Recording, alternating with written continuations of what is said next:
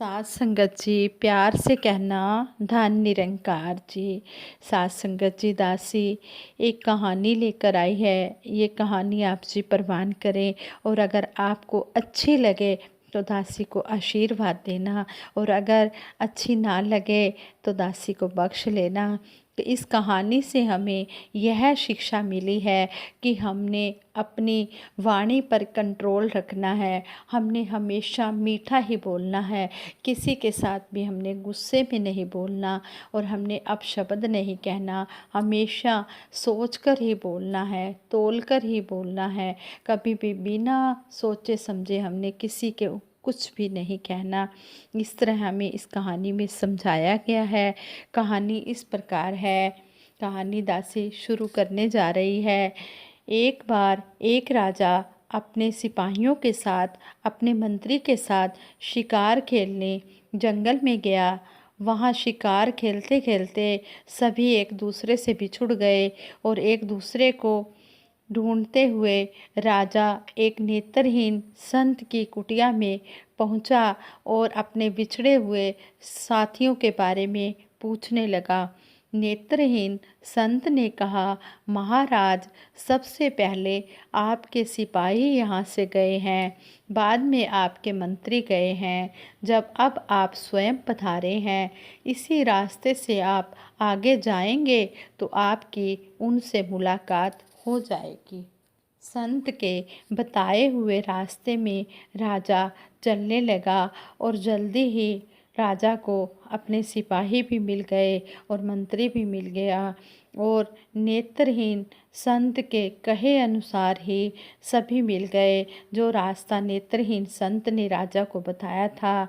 लेकिन यह बात राजा के दिमाग में बैठ गई कि नेत्रहीन संत को कैसे पता चला कि कौन किस ओहदे वाला जा रहा है।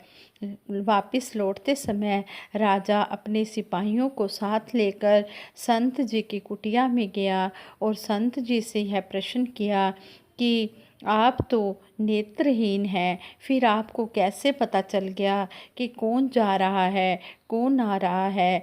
राजा की बात सुनकर नेत्रहीन संत ने कहा, महाराज, आदमी की हैसियत का ज्ञान नेत्रों से नहीं, उसकी बातचीत से होता है। सबसे पहले जब आपके सिपाही मेरे पास से गुजरे तब उन्होंने मुझसे पूछा कि ए अंधे, इधर से किसी को जाते हुए तो नहीं देखा। मैं समझ गया कि यह संस्कार विहीन व्यक्ति छोटी पदवी वाले सिपाही ही होंगे।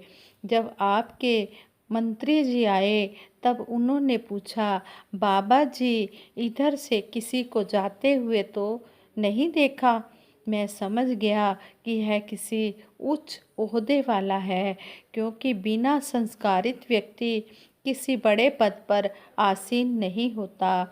इसलिए मैंने आपसे कहा कि सिपाहियों के पीछे मंत्री जी गए हैं।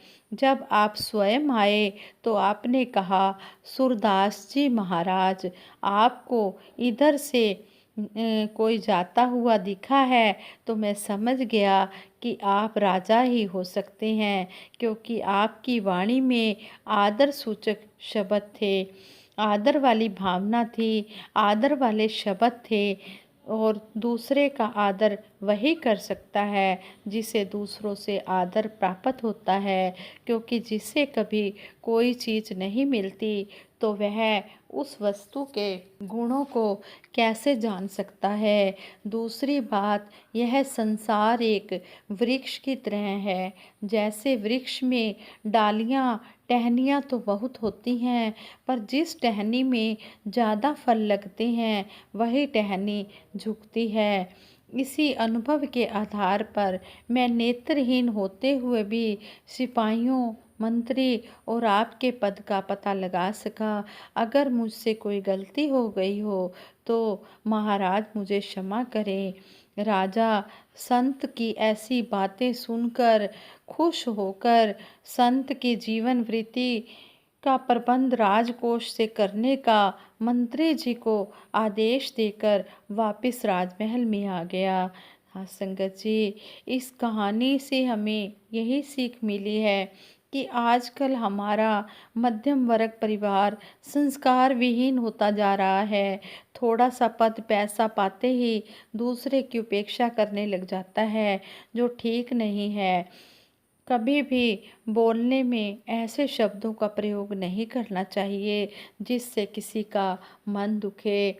जैसे तुलसीदास जी ने भी कहा है, ऐसी वाणी बोलिए मन का आपा खोए, ओरन को शीतल करे आपहु शीतल होए। हमें ऐसी मीठी वाणी का, ऐसे आदर भरे शब्दों का प्रयोग करना चाहिए जिससे अपने आप को भी ठंडक मिले और दूसरे सुनने वाले व्यक्ति को भी ठंडक मिले। आज सतगुरु माता सुदीक्षा जी महाराज भी हमें यही समझा रहे हैं कि हमने हर एक के साथ प्यार से बोलना है, हमने मीठी भाषा का प्रयोग करना है।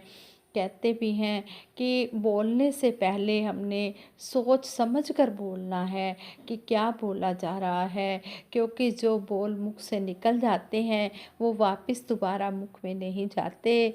इसलिए हम सोच कर बोलें। क्या जैसे संपूर्ण हरदेव वाणी में भी सतगुरु बाबा जी ने कहा है, निरंकार ये मौन है कितना, हम भी कम बोला करें, तोले बिन अपनी रसना से कुछ भी ना बोला करें। हम सतगुरु की बातों को अपने जीवन में समझते जाएं। ये बातें हमारे लिए ही आई हैं। सतगुरु माता जी के चरणों में अरदास है, सच्चे पातशाह कोई भी ऐसा शब्द ना भूले जिससे कि किसी का दिल दुखे।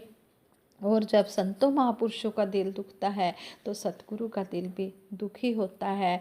इसलिए हमने सतगुरु का भी दिल दुखी नहीं करना, हमेशा हमने सतगुरु माता जी को खुश रखना है। हमसे कोई भी ऐसा काम ना हो जिससे सतगुरु माता जी हमसे नाराज़ हो जाएं। हम सतगुरु माता जी से यही अरदास करते हैं, सच्चे पातशाह जैसा आप जी चाहते हो वैसा ही हमारा जीवन बना देना।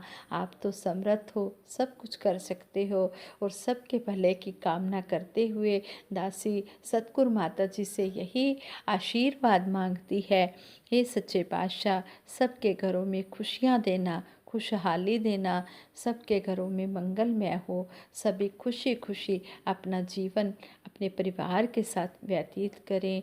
और सेवा सिमरन सत्संग की दात सभी की झोली में डाल के रखना। साथ संगत जी प्यार से कहना, धन निरंकार जी। साथ संगत जी अगर दासी के मुख से कोई ऐसा वैसा शब्द निकल गया हो जो आप जी को अच्छा ना लगा हो तो दासी को बख्श लेना और आगे के लिए अच्छे विचार करने की क्षमता बख्शना। साथ संगत जी प्यार से कहना, धन निरंकार जी।